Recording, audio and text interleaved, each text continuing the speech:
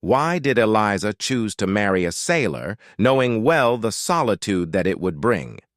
Eliza's story begins in a small coastal town, where the sea was both a giver and a taker. Her husband, Thomas, was a sailor, robust and spirited, with eyes as deep as the ocean he traversed. Their love story was quick and spirited, much like the gusts that filled the sails of Thomas's ship. However, with his commitment to the sea came prolonged absences, leaving Eliza to fend for herself and their growing family. Raising 3 children alone was never the plan, but it was the reality that Eliza faced. Thomas's voyages could last from months to over a year, and during these times, the full weight of parenthood rested on Eliza's shoulders. She juggled the roles of both mother and father, disciplinarian and confidante, provider and caretaker. The days began before sunrise, with Eliza tending to the household chores before the children woke, and ended long after the sunset, often by candlelight as she mended clothes or prepared lessons for the next day. The town they lived in was a tight-knit community where everyone knew that the sea took as much as it gave. Neighbors would often offer help, dropping by with meals or offering to watch the children while Eliza ran errands. These gestures were lifesavers, but they could not fill the void that Thomas's absence created. Financially, they were stable. Thomas's job paid well, and he was meticulous about sending money home. However, Eliza often found herself struggling with loneliness and the emotional burden of single parenthood. She poured her fears, dreams, and seldom her loneliness into letters she wrote to Thomas, knowing well they might not reach him for months, or at all. With each return, Thomas brought tales of the sea, exotic gifts, and the warmth of his presence that briefly made the household whole again. Yet, with every departure, a part of Eliza wilted, caught between the love for her husband and the silent resentment for her solitary battles. She often stood at the cliff's edge, watching the horizon long after Thomas's ship had vanished, wondering if the sea would bring him back or keep him forever. In these moments of solitude, Eliza's resolve was tested, yet she emerged each time more resilient, driven by the love for her children and the hope that one day Thomas would stay longer than he stayed away. This was her sacrifice, born out of love, nurtured by patience, and shadowed by the constant whisper of the waves. That life with a sailor was a life of waiting. What happens when the warmth of money can't fill the cold void of loneliness? Despite the financial stability Thomas's career provided, the material comforts it afforded could not compensate for the emotional vacuum in Eliza's life. Every month, like clockwork, a portion of Thomas's earnings from his voyages would arrive. The money was sufficient to cover all necessities and even some luxuries for Eliza and the children. They lived in a well-furnished home, the children attended a reputable school, and they never lacked for food or clothing. Yet, for Eliza, each financial deposit was a bittersweet reminder of her husband's absence. As the years rolled on, the emotional neglect began to take a more pronounced toll on Eliza. She often found herself surrounded by neighbors and friends who pitied her plight more than they understood it. Conversations were filled with unspoken pity and awkward silences when the topic of Thomas's long absences came up. Eliza grew to detest these interactions, feeling as though her entire existence was reduced to being the sailor's wife, a label that carried a strange mix of respect and sympathy. In the silence of her home, Eliza would sometimes count the coins and notes, a ritual that brought her no joy but only a stark reminder of what she traded for financial security. She missed the warmth of intimate conversations, the shared laughter over a family meal, and the simple pleasure of a shared life. Her children, too, felt the gap. They clung to the stories of their father's adventures, building an image of him that was part hero, part ghost. Despite her best efforts to create a cheerful and nurturing environment, the house often felt hollow. Birthdays and holidays were particularly tough. Thomas missed many significant milestones: first steps, first words, graduations, and performances. Eliza would record these moments in letters and photographs, sending them across the seas, hoping they would bridge the gap between their experiences. The deepest cut came during quiet evenings, when the children would ask when their father would be home next. Eliza had learned to mask her sadness with a smile, giving vague assurances while steering the children towards bedtime stories or a look at the stars, anything to divert attention from the gnawing absence in their lives. Eliza's resilience was formidable, but the facade of financial contentment could only stretch so far.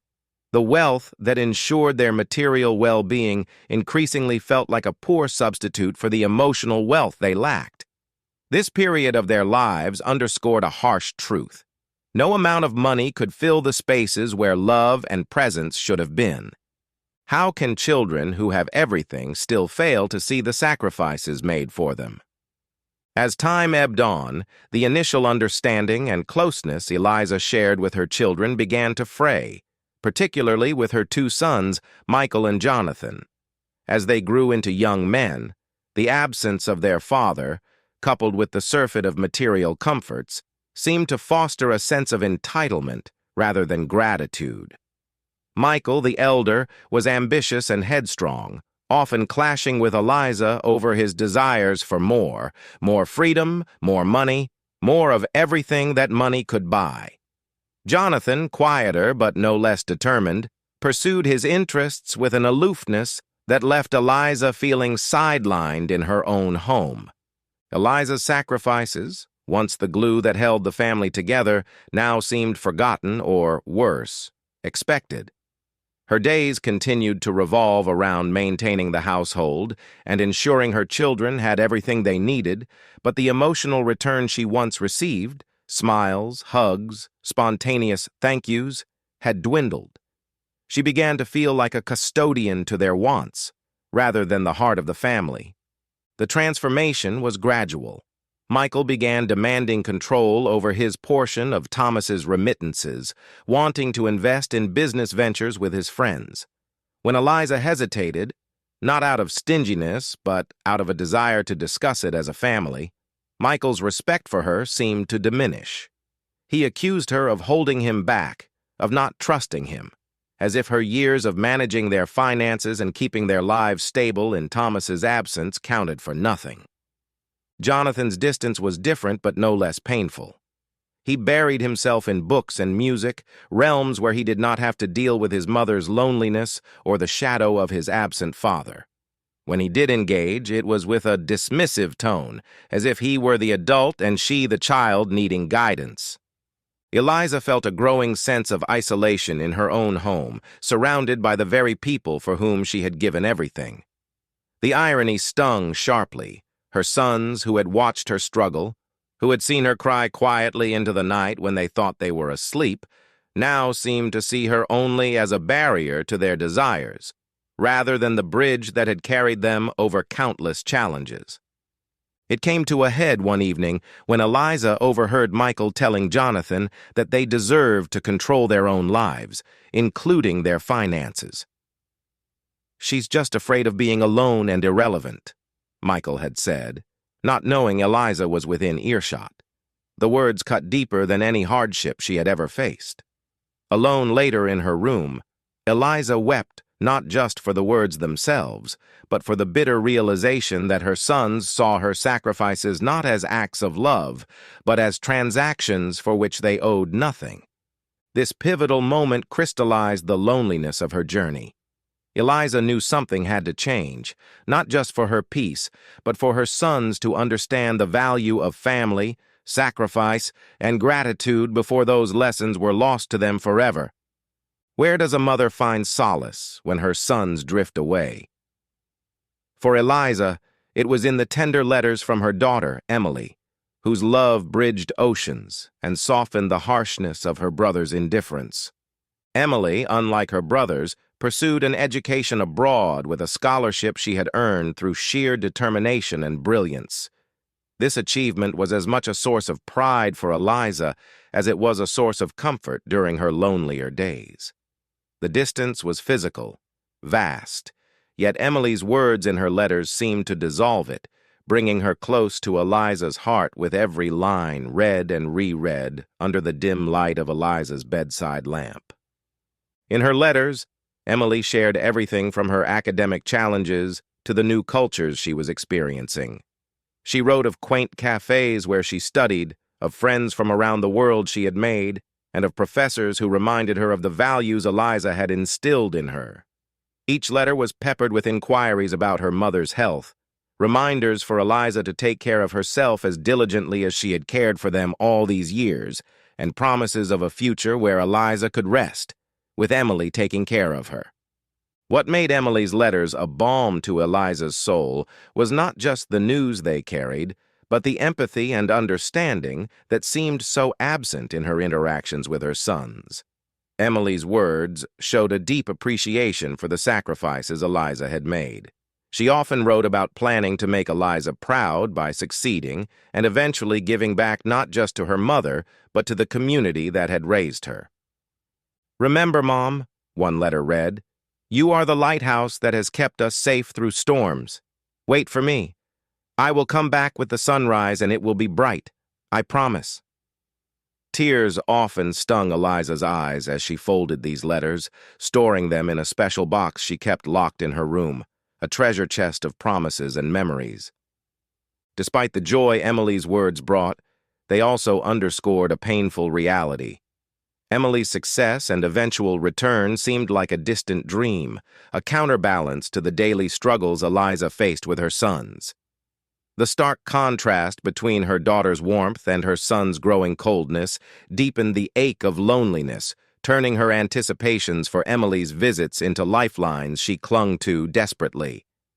Yet, Eliza also harbored fears. What if Emily found a life there too appealing to leave?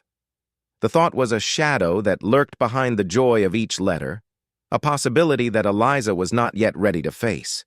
The uncertainty of the future, of whether Emily would indeed return, was a silent storm that Eliza navigated with a brave face, bolstered by the hope inked in Emily's words.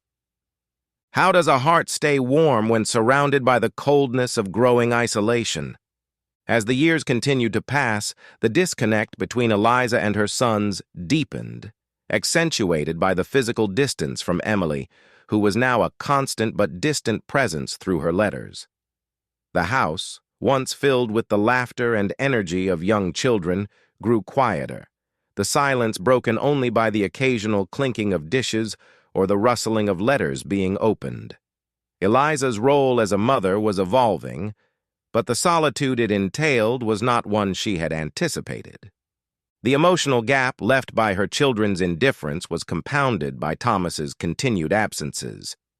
His voyages were no longer adventures she vicariously lived through via his stories. They had become sources of resentment. As she aged, the long waits became more daunting, and her heart grew weary with each horizon that didn't bring him back to her. In her loneliness, Eliza found herself reaching out more to the community, attending church groups, and participating in local events not just to fill her time, but to seek connections that might ease her sense of abandonment. She volunteered at local charities and schools, pouring her nurturing energy into other families and children.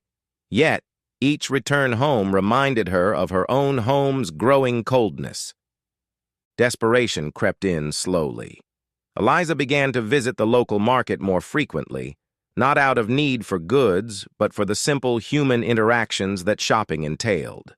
Conversations with the fishmonger about his catch or the florist about her roses became small lifelines. Yet these brief exchanges were mere band-aids over a wound that needed stitches. One afternoon, driven by a particularly acute pang of isolation, Eliza wandered further than usual, ending up at the town square. It was bustling, full of people engaged in their own lives, laughing, arguing, and haggling. Here, amidst the noise and chaos, Eliza felt invisible, a stark contrast to the visible role she once played as a mother and wife. The vibrancy of life around her only deepened the void within her. Driven by a sudden impulse, Eliza approached a bench where an elderly woman sat feeding pigeons. The woman's face was lined with time, but her eyes sparkled with kindness. Eliza sat beside her, and they struck up a conversation. The woman, named Martha, shared stories of her own children who had moved away, echoing Eliza's feelings of abandonment. This connection with Martha became a new thread in the fabric of Eliza's social life, a reminder that she was not alone in her experiences. This friendship, sparked in the heart of her despair, was a small beacon of hope for Eliza. It was a human connection that reminded her that understanding and companionship could be found even in the most unexpected places. Yet, while Martha's company filled some of the void, the yearning for her own family's affection remained an open, aching chapter. What drives a proud woman to seek charity in the bustling heart of the town square? On a brisk autumn morning, Eliza found herself facing a dilemma that cut deep into her pride. The pantry was unusually sparse. A delayed remittance from Thomas, coupled with unexpected expenses, had left her in a precarious position. It was the first time in many years that Eliza had to seriously consider how she would manage until the next influx of funds. Her sons, wrapped up in their own lives, hadn't noticed the dwindling supplies, or if they had, they showed no inclination to address it. Eliza's thoughts raced as she considered her options. Borrowing money was out of the question. She was too proud and too private to expose her vulnerability to friends or neighbors. Selling personal items was another option, but the thought of parting with keepsakes laden with memories was unbearable. It was during this tumult of worry that a desperate idea took root. The town square, always bustling and anonymous, seemed like a place where one could ask for help without the stigma attached to recognized poverty. Eliza dressed plainly, hoping to blend in with the crowd, and made her way there with a heavy heart. As she walked, the gravity of what she was about to do weighed on her. She was not just asking for help. She was exposing her need to the world. Once at the square, Eliza found a discreet corner near a bustling market stand. The sounds of bartering, the smell of fresh produce, and the sight of people going about their day filled her with a sense of surrealism. Was she really about to extend her hand to strangers? The first few attempts were the hardest. She asked quietly for bread, her voice barely a whisper, her hand trembling. Most people hurried by, too caught up in their own lives to notice her plea. Time seemed to stretch endlessly as rejection after rejection deepened her sense of despair. Just as she was about to give up, a young woman, noticing Eliza's discomfort, stopped and handed her a loaf of bread. The simple act of kindness was a balm to Eliza's aching pride. She thanked the woman profusely, her eyes brimming with tears, not just of gratitude, but also of shame. The bread was a modest relief to her immediate problem, but the experience left a lasting imprint on Eliza. She had reached a point of vulnerability she had never expected to face, revealing to her the harsh realities of her situation. The encounter forced Eliza to confront her pride and her precarious financial independence. As she returned home, the bread under her arm felt like both a weight and a lifeline. The day had been one of the most challenging of her life, laying bare her dependence on the whims of fate and the compassion of strangers. Eliza knew she needed to make changes, to find a way to ensure she would never have to endure such an ordeal again. What magic lies in the reunion of long-separated souls in the most unexpected of places? Days after her humbling experience in the town square, Eliza returned, driven not by need, but a newfound resolve to not let her circumstances define her. She walked through the square with a firmer step, her head held high, determined to reclaim her dignity. As she passed by the same bustling market stand where she had once stood begging, a familiar voice called out her name, a voice she hadn't heard in years. Turning, Eliza saw a figure dismounting from a luxurious carriage parked at the curb. The man was well-dressed, his features marked by the years but still recognizable. It was James, a childhood friend who had left the town years ago to seek his fortune in the city. The surprise and joy of the reunion washed over Eliza in a warm wave, melting away the remnants of her recent hardships. James approached with a broad smile, his hands open in welcome. "Eliza, I can hardly believe it's you. What brings you here in such a crowd?" His genuine delight at seeing her was evident, and for a moment, Eliza felt a flicker of her old self, valued and recognized. They found a quiet cafe nearby where they sat with cups of steaming tea, reconnecting after decades apart. James shared tales of his ventures in the city, his successes in business, and the luxurious life he now led. Listening to him, Eliza felt both happy for her friend and wistful for the life she could have had under different circumstances. As they talked, Eliza's recent struggles spilled out. Her husband's absences, her children's indifference, and her moment of desperation in the square. James listened intently, his face a mask of concern and empathy. He was moved by her plight and scolded her gently for not reaching out to him sooner. "Eliza, why didn't you tell me? We've been friends for so long. You should have known I'd help." The offer of help was immediate and sincere. James insisted on assisting her financially, not as charity, but as a loan to be repaid at her convenience. He also suggested connections in his business that might benefit her sons, perhaps giving them opportunities that would redirect their energies more positively. This unexpected reunion brought not just financial relief, but also a restoration of Eliza's self-worth. James reminded her of her strengths and her value beyond her roles as a wife and mother. He saw her as the vibrant, capable woman she still was, and his recognition of her worth rekindled a spark in Eliza that had dimmed over the years.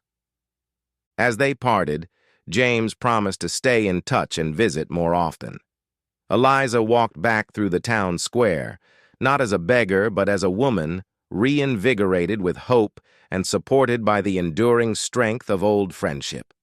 This chance encounter, born out of her lowest moment, had opened a new chapter in her life, promising not just survival, but the possibility of a renewal.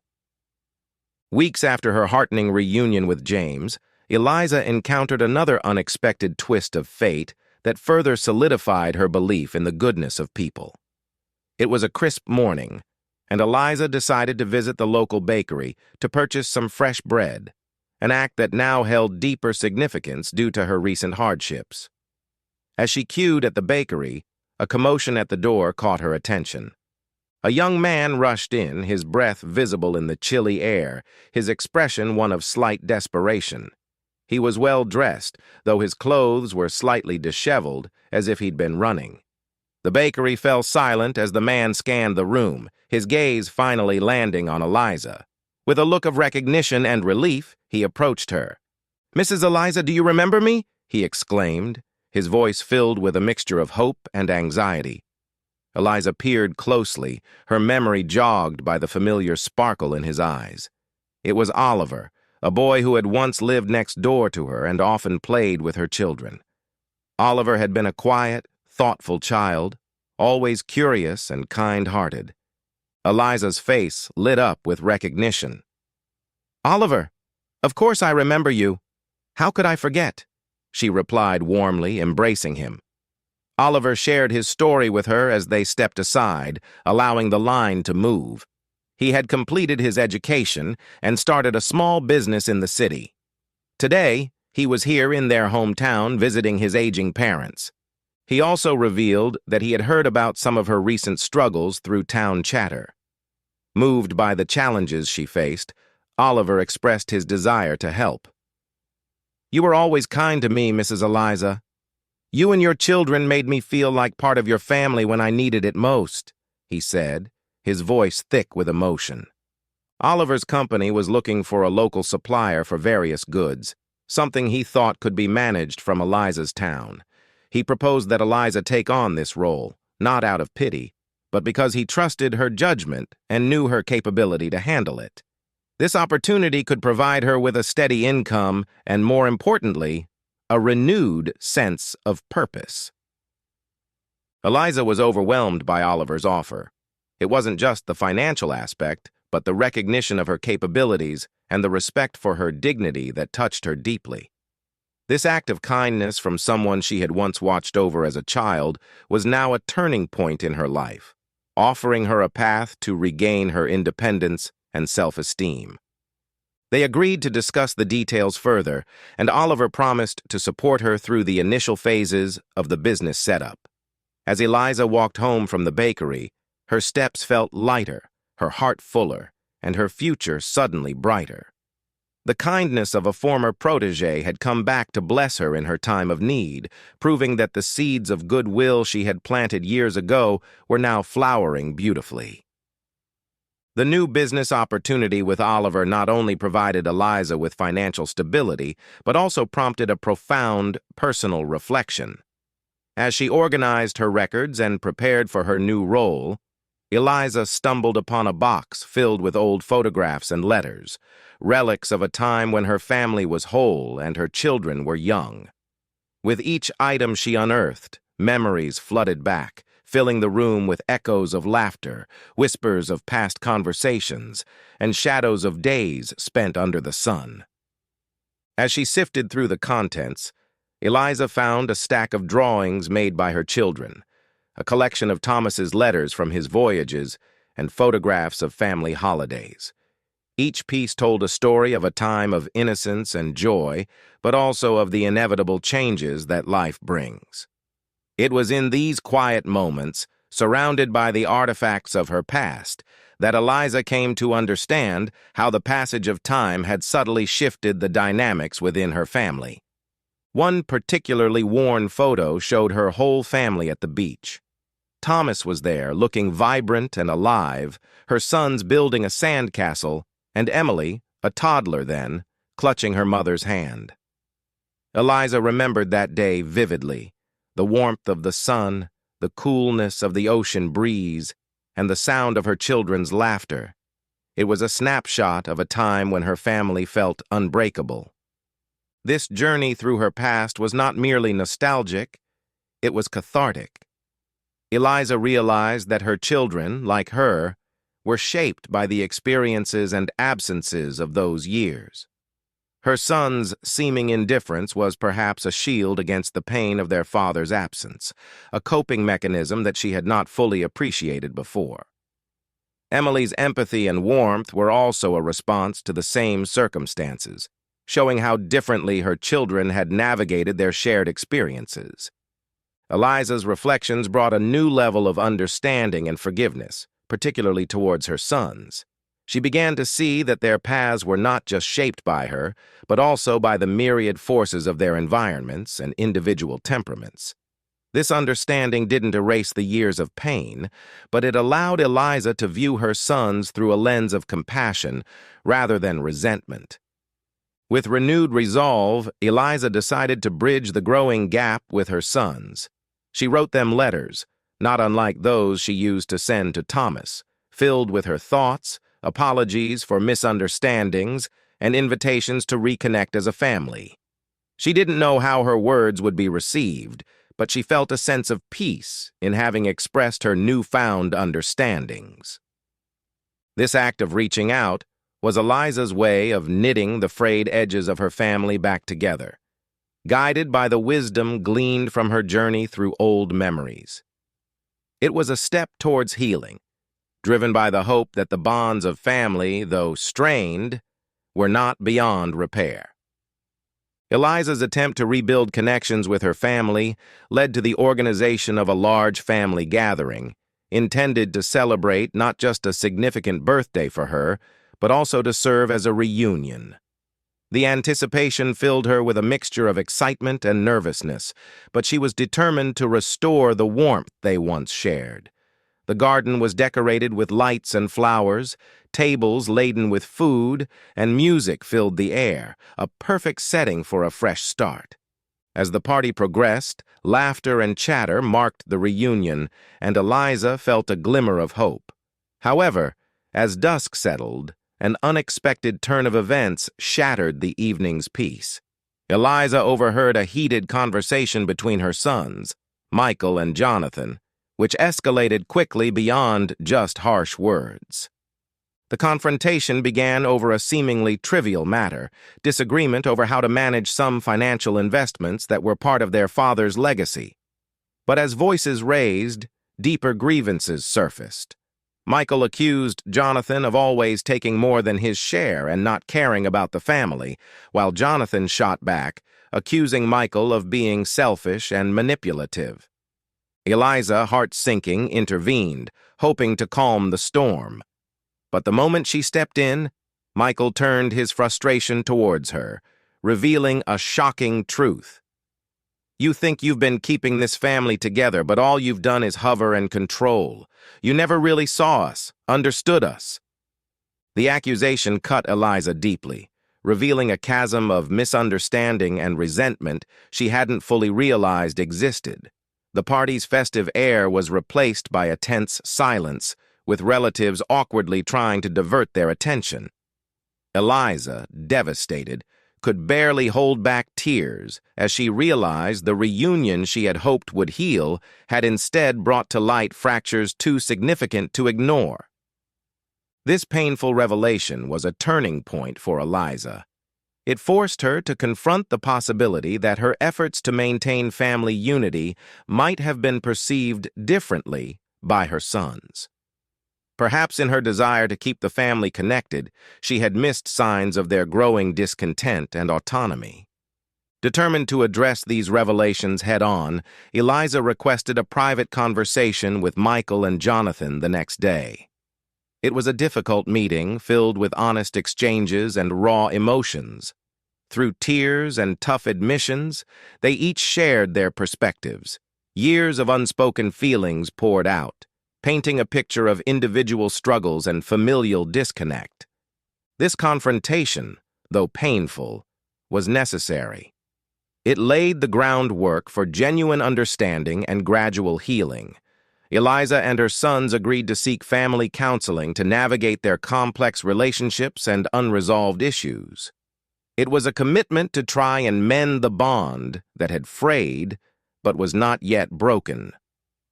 In the wake of the confrontation at the party, emotions within the family remained strained. Eliza and her sons had begun counseling, a process that slowly peeled back layers of misunderstandings and resentments. However, the path to reconciliation was fraught with setbacks, as old wounds were not easily healed. During this delicate period, another incident occurred that tested the fragile bonds of the family further. Jonathan, the younger of the two sons, made a decision driven by impulse and frustration that would have lasting repercussions. Feeling cornered and misunderstood in a particularly intense counseling session, Jonathan abruptly announced his decision to move abroad, having secretly accepted a job offer in another country. The news came as a shock to everyone, especially Eliza, who felt as if the ground had been swept from under her feet. Jonathan's decision to leave, made in haste, was a clear sign of his desire to escape the family dynamics he found suffocating. Eliza, devastated, tried to talk him out of it, pleading for more time to mend their relationship. But Jonathan's mind was made up. His actions spoke of a deep-seated need for a fresh start away from the shadows of the past. The day of Jonathan's departure was one of profound sorrow and regret for Eliza. As she watched her son pack his bags, she was consumed by a sense of failure. Despite her best efforts to keep her family together, it seemed she was losing them one by one. Jonathan's departure was not just a physical distance. It felt like a banishment of sorts, a removal from the life they had all shared. This banishment was not enforced by Eliza, but self-imposed by Jonathan, driven by a mix of pain and a yearning for independence. The farewell was tearful, with promises to keep in touch, but both knew that things would never be the same. After Jonathan left, Eliza walked through his empty room, each belonging he had left behind a reminder of her perceived shortcomings as a mother. The regret that filled these days was palpable. Eliza questioned her decisions, wondering if different choices might have prevented this outcome. This period of introspection was painful but necessary, as it forced Eliza to confront her own role in the family's dysfunction. She had to accept that her desire to control, however well-intentioned, might have contributed to her son's feelings of suffocation. Despite the pain, this realization brought a new level of self-awareness to Eliza. She began to understand that true love sometimes meant letting go, allowing her children to find their own paths, even if those paths led away from her. It was a difficult lesson, fraught with heartache, but it was a crucial step towards her own healing and eventual reconciliation with the idea that her family might never be as united as she had hoped. How does ambition shape a life far from home? And what echoes does it send back to those waiting? Sophia, unlike her brothers, had carved out a distinctly different path. Her scholarship to a prestigious university abroad had not only given her access to a world of opportunities, but also shaped her into a person of wide perspectives and ambitions. Sophia's journey was fueled by the support and sacrifices of her mother, and unlike her brothers, she acknowledged this debt in every letter, every call home. As Sophia's graduation approached, she found herself at a significant crossroads. Her academic excellence and the connections she had cultivated offered her numerous career opportunities abroad. While the idea of building a life overseas was exciting and full of promise, Sophia was acutely aware of the solitude her mother faced back home, especially with Jonathan's recent departure and Michael's continued estrangement. Determined to give back to the woman who had given her so much, Sophia formulated a plan. She began applying to jobs that had the potential to bring her back home, or at least closer to it. Her efforts were not merely for career advancement, but were driven by a deep-seated desire to reunite her family, to heal the fractures that had widened over the years. As graduation day arrived, Sophia stood at the podium as the valedictorian. Her speech was a poignant mix of gratitude and vision, weaving her personal journey into a broader narrative of hope and resilience. She spoke of her mother's strength, her sacrifices, and the unbreakable bond they shared, which drew a vivid picture for her audience of the power of family and support. Back in her hometown, Eliza watched the graduation through a live stream, tears of pride streaming down her face. Seeing her daughter, so confident and articulate, filled her with an overwhelming sense of accomplishment. Sophia's success was a testament to the unwavering support Eliza had provided, despite the family's turbulent dynamics. Post-graduation, Sophia's plans began to take shape. She accepted a position that would allow her to work remotely, with frequent trips back home. This arrangement was perfect, as it gave her the flexibility to be with her mother more often, helping to fill the void left by her brothers. Sophia's return visits became the new focal points of Eliza's life, bringing with them laughter and a sense of normalcy to the household. During these visits, Sophia made it her mission to mend the tattered threads of her family tapestry, arranging small gatherings that slowly started to bring Michael back into the fold and keeping in touch with Jonathan through video calls. The ambition that had driven Sophia to excel academically was now channeled into rebuilding her family. Her success and return were not just personal triumphs, but were her ways of healing her family's wounds, proving that ambition need not always lead one away from home, but can also guide one back to where the heart belongs. As Sophia worked to bridge the geographical and emotional gaps within her family, Eliza found herself at a crossroads of personal and familial reconstruction.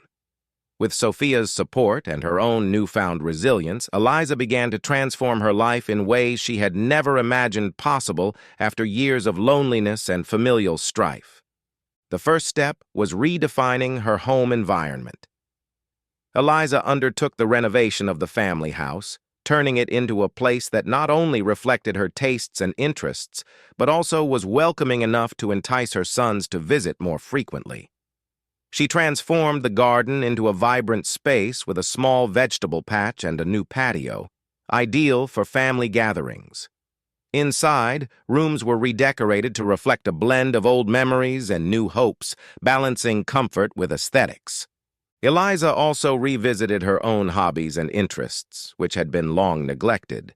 She joined a local painting class, reconnecting with her early passion for art, a hobby she had set aside in the busyness of raising children. Her paintings, vibrant and expressive, began to fill the walls of her home, each a testament to her journey and growth. Professionally, Eliza leveraged the business opportunity provided by Oliver to establish herself as a respected supplier in the local community. This role not only brought her financial independence, but also renewed respect within the community. Her success in this venture allowed her to interact with various local businesses and entrepreneurs, expanding her social network and further alleviating her feelings of isolation. Moreover, Eliza became an active member of a local charity focused on supporting single parents and families in crisis. Her experiences, both challenging and uplifting, provided her with unique insights and empathy, making her a valuable advocate for those facing similar struggles. Through this work, she found a sense of purpose that went beyond her familial duties, enriching her life and the lives of others. As her life began to flourish anew, Eliza's relationships with her sons slowly started to mend.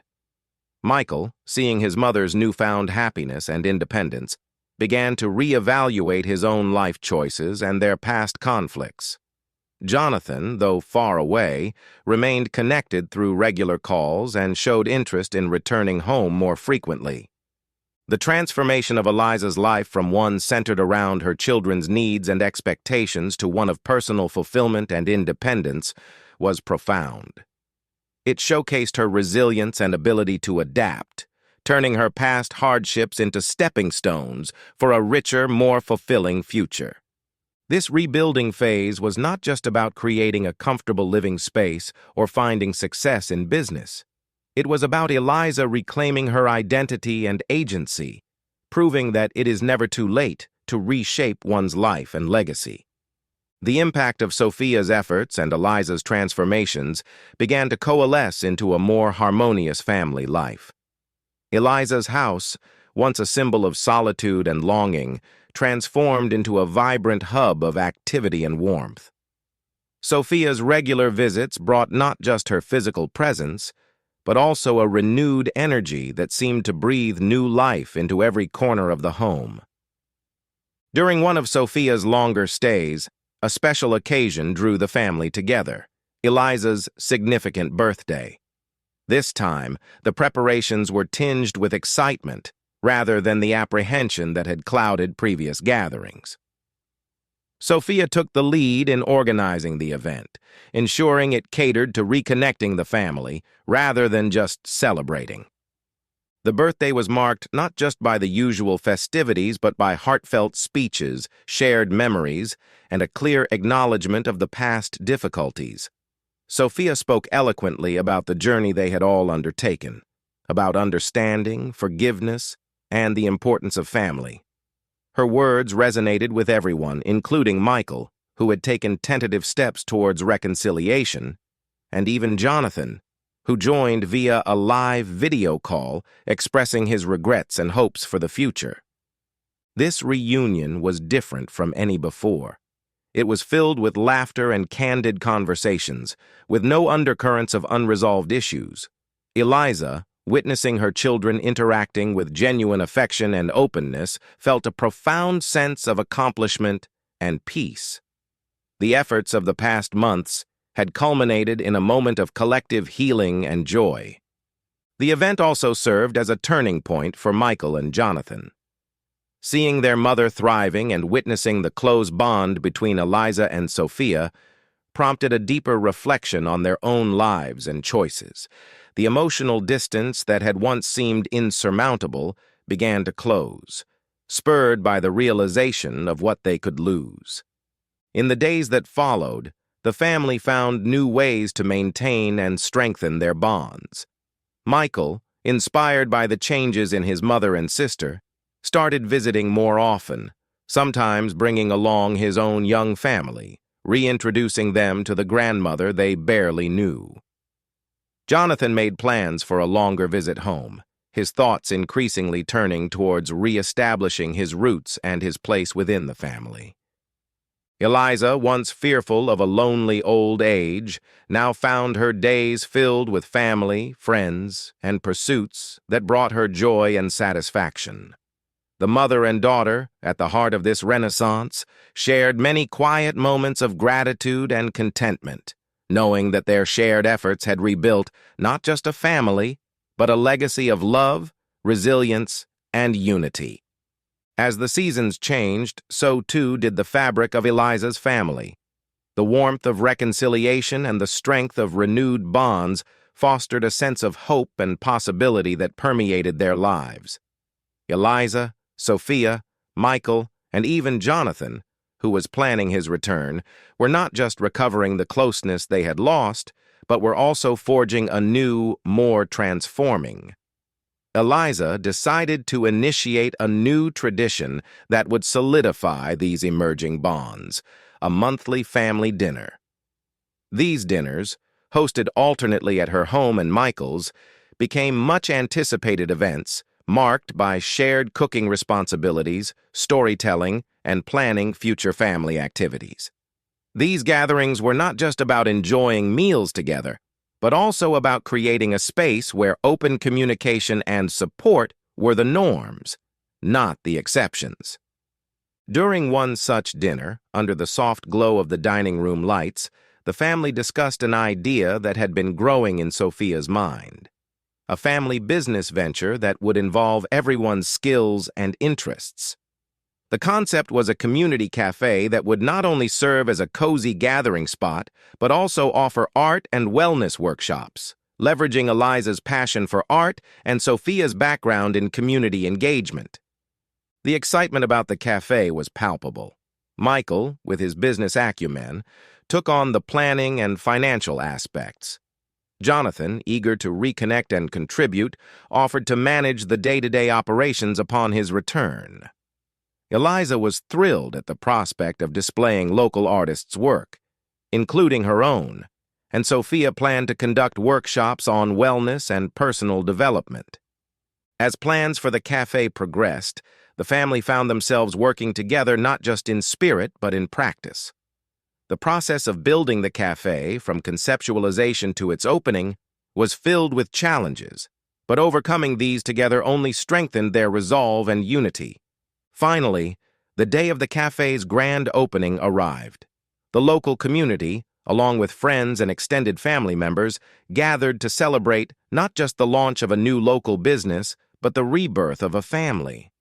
Eliza, standing beside Sophia as they cut the ribbon, felt a rush of emotions: pride, joy, and an overwhelming sense of fulfillment. She looked around at the faces of her children, seeing not just the individuals they had become, but the family they had rebuilt together. The cafe quickly became a beloved local hub, a testament to the family's journey and their shared commitment to each other and their community. Eliza's paintings adorned the walls, adding a personal touch that told a story of resilience and creativity. The workshops, managed by Sophia, were well attended, fostering a sense of community and personal growth among the participants.